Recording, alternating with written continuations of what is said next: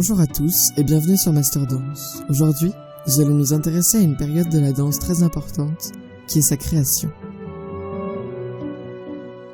La danse classique occidentale, comme on la connaît aujourd'hui, est le résultat d'une évolution longue de plusieurs siècles.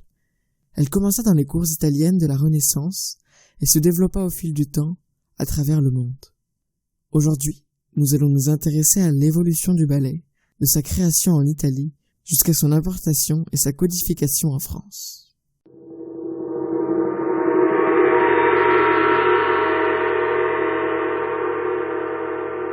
À l'époque, on aimait les grands mariages. Oui, mais à quelle époque?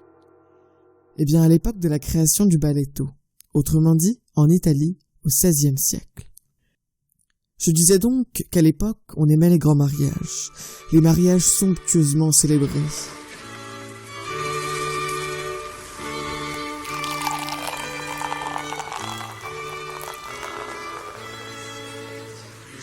Dans lesquels musiciens et danseurs faisaient de leur mieux pour distraire les invités. Ces derniers étant d'ailleurs très friands de danse, de farce, de musique, mais particulièrement de ballet de cour. Faisons un bref récapitulatif des principales caractéristiques du ballet de cour. Le ballet de cour met en valeur les membres de la famille royale, les courtisans, bref, les gens riches. La chorégraphie n'est pas bien compliquée puisqu'elle est en danse baroque, autrement dit, 6 pas de base et des déplacements. On s'attache d'ailleurs beaucoup au tracé des déplacements. Quand on regarde la partition chorégraphique d'un ballet de cour, on s'aperçoit qu'elle forme très souvent un dessin, souvent très géométrique. Mais pour en savoir plus, rendez-vous sur mon blog pour lire l'article à propos de la partition chorégraphique. Sa structure n'est pas bien compliquée non plus, car il est constitué d'une suite d'entrées au cours desquelles les interprètes sont mis en valeur tour à tour. Autrement dit, le ballet est constitué de scénettes diverses et variées. Diverses et variées car ce style allie à la danse baroque paroles, versets, chants, décors et costumes pour en faire un grand spectacle d'apparat. Mais assez parlé de danse, revenons à nos moutons, et comme toujours, ce sont les intérêts personnels.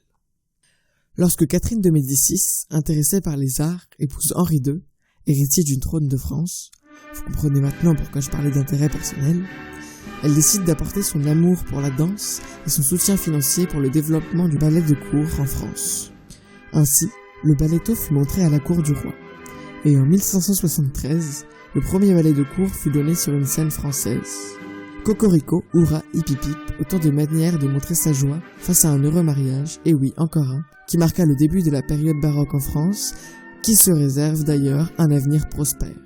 En effet, de nombreux ballets se sont succédés durant près d'un siècle, sous les règnes successifs de Henri III, Henri IV, Louis XIII et enfin Louis XIV. C'est d'ailleurs ce dernier qui, après avoir été nommé Roi Soleil en dansant le ballet royal de la nuit, créa successivement l'Académie royale de danse, puis l'Académie royale de musique en 1661, puis en 1669, connue à ce jour sous le nom de l'Opéra de Paris.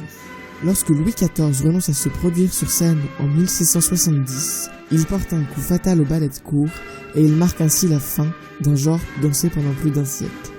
Voici les 3 ballets et chorégraphes à connaître absolument. Le premier est le ballet comique de la Reine, créé par Balthazar de Beaujoyeux en 1581.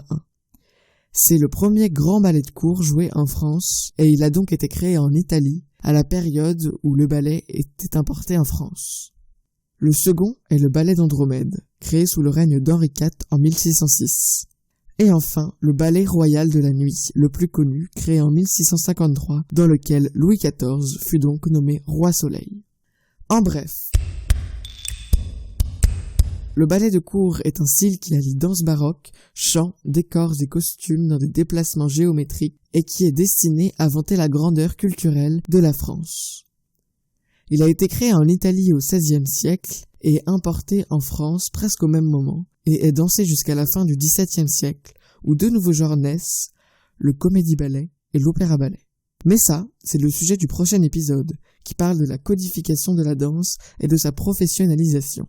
Aujourd'hui, la danse baroque est encore enseignée et certains ballets de cour, les mieux documentés, sont parfois joués sur scène. À l'Opéra de Paris, par exemple, les petits rats sont amenés à découvrir ce genre. Merci à tous d'avoir écouté Master Dance, c'était le premier podcast d'une série sur l'histoire de la danse. N'hésitez pas à vous rendre sur mon blog master-danse.fr pour y découvrir de nombreux articles traitant des sujets tous divers et variés. N'hésitez pas non plus à vous inscrire à ma newsletter pour être au courant à chaque fois que je sors un podcast ou un article. Et enfin, n'hésitez pas à faire vos retours par email à l'adresse elliot@master-danse.fr ou bien dans les commentaires de ce podcast. Merci encore d'avoir écouté et je vous dis à la semaine prochaine pour parler du comédie ballet et de l'opéra ballet.